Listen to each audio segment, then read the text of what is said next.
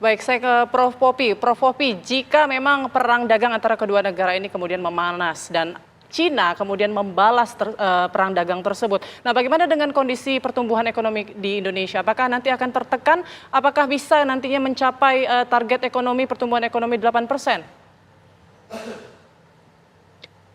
Ya, sehubungan dengan situasi yang saat ini dinanti-nanti oleh hampir semua negara, situasi perekonomian dikaitkan dengan Indonesia ini tergantung dari leadership yang saat ini menjadi uji coba Kabinet Merah Putih yang dipimpin oleh Presiden Prabowo, di mana banyak gebrakan-gebrakan yang sudah dicanangkan, namun kita melihat sampai sejauh mana kekompakan kabinet yang ada di Kabinet Merah Putih dalam mencapai apa yang sudah dicanangkan.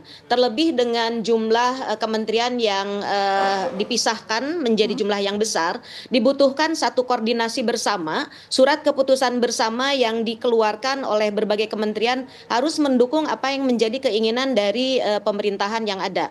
Tentunya prediksi-prediksi yang sudah dikaji pertumbuhan untuk ekonomi yang ada di dalam negeri ini terkait dari kemampuan dari pemerintahan yang ada saat ini dalam rangka untuk mencari sumber-sumber pendapatan yang dapat dilakukan oleh Indonesia. Dengan adanya Trump harus berhati-hati karena Indonesia merupakan negara yang sangat mengandalkan ekspor yang masuk ke Amerika Serikat dengan jumlah yang kedua terbesar pendapatan Indonesia. Bila pemerintah Indonesia tidak mampu melakukan lobby-lobby dan juga diplomasi ekonomi terhadap pemerintah Amerika Serikat, dikhawatirkan akan berdampak terhadap para pengusaha yang sudah memiliki pasar di Amerika Serikat. Ini adalah salah satu poin yang perlu diperhatikan, apakah ini akan menjadi perlambatan pertumbuhan yang ada di Indonesia. Kemudian kita dapat perhatikan bahwa dengan program swasembada pangan atau ketahanan pangan yang dicanangkan oleh Presiden Prabowo, yang mana sudah mengkonversi lahan di Kalimantan, di Merauke, itu merupakan salah satu program yang perlu didukung oleh seluruh kementerian, sehingga berbagai anggaran yang harus dilakukan oleh pemerintah harus dilakukan audit ulang, mengidentifikasi anggaran-anggaran yang impactful dalam rangka untuk peningkatan perekonomian Indonesia. Terlebih juga saat ini dengan adanya sistem digitalisasi, transformasi teknologi dan lainnya, ini bisa menjadi salah satu faktor yang bisa mempercepat proses peningkatan ekonomi. Indonesia perlu melihat apa yang dilakukan oleh Trump pada saat menjadi presiden tahun 2017 dengan menerapkan One Federation Policy, di mana One Federation Policy ini dilakukan oleh Presiden Trump, yaitu untuk seluruh kegiatan-kegiatan yang berhubungan dengan proyek-proyek yang dilakukan di bawah kementeriannya itu harus satu pintu dan berbasis teknologi. Namun karena itu baru diimplementasikan tahun 2021-2022, pada saat berakhir impaknya itu tidak terasa, dan ini bisa menjadi salah satu contoh bagaimana keseriusan pemerintah Indonesia dalam melakukan transformasi teknologi di kabinetnya sehingga mendukung perekonomian yang ada. Artinya itu berpengaruh signifikan terhadap perekonomian Indonesia. Kita menuju ke Prof. Telisa. Prof. Telisa, kalau tadi Prof. Popi menyampaikan dengan adanya postur kabinet Presiden Amerika Serikat terpilih Donald Trump, ini berpengaruh terhadap postur perekonomian di Indonesia. Tapi bagaimana wajah kerjasama antara Indonesia, Amerika Serikat dan juga China? Karena kita tahu ya Amerika Serikat dan juga China ini kan dengan Indonesia memiliki hubungan diplomatik. Ya, jadi kalau kita berdiskusi ya, apa sih strategi yang tepat? Indonesia adalah negara non-blok sebetulnya. Itu yang harus kita pertahankan ya, sesuai dengan Konferensi Asia Afrika yang selalu kita jaga sesuai dengan amanah Undang-Undang Dasar 1945.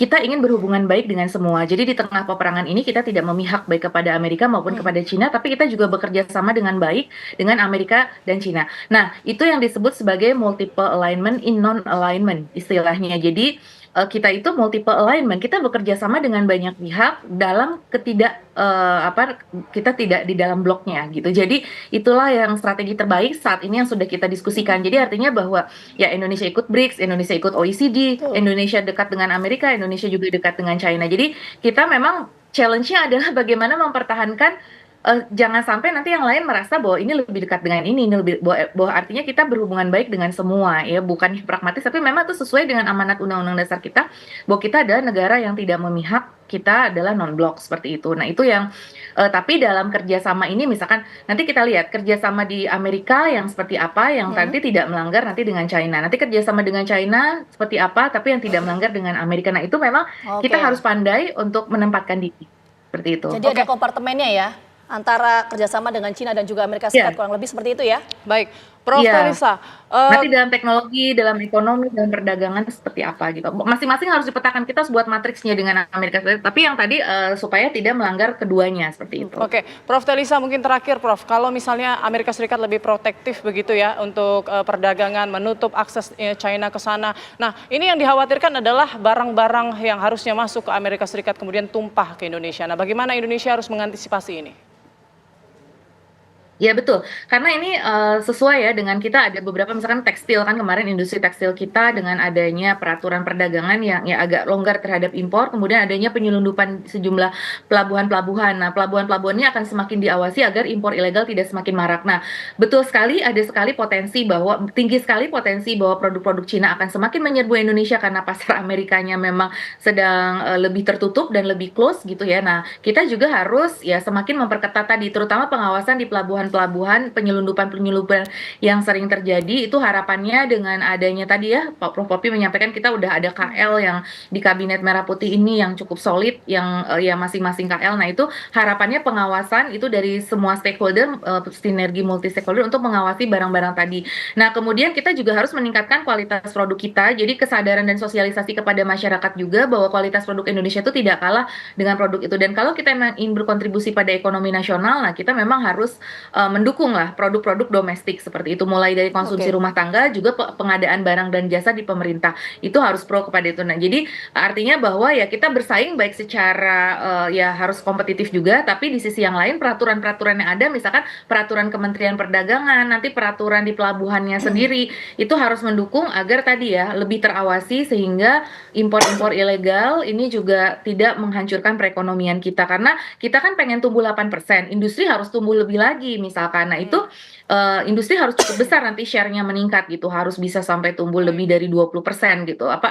Maaf share-nya itu lebih tinggi dari 20% gitu. Yang sekarang 19% nanti harus jadi 25 untuk mencapai misalkan target yang pertumbuhan ekonomi 8%. Industri harus maju. Nah, industri kita mau maju tapi kalau ada banyak barang impor ya sulit juga kan. Jadi makanya bagaimana preferensi masyarakat kepada produk-produk domestik. Nah, kita biasanya kalah di harga karena kita tahu produk China itu harganya murah. Nah, ini jadi suatu tantangan, kita harus memperbaiki efisiensi biaya di Indonesia. Prof. Telisa itu tadi ya dampak dari perang dagang antara Cina dan juga Amerika Serikat. Sekali lagi terima kasih banyak Prof. Telisa dan juga Prof. Popi atas waktunya sudah bergabung bersama kami di Kabar Petang. Sehat selalu. Ya.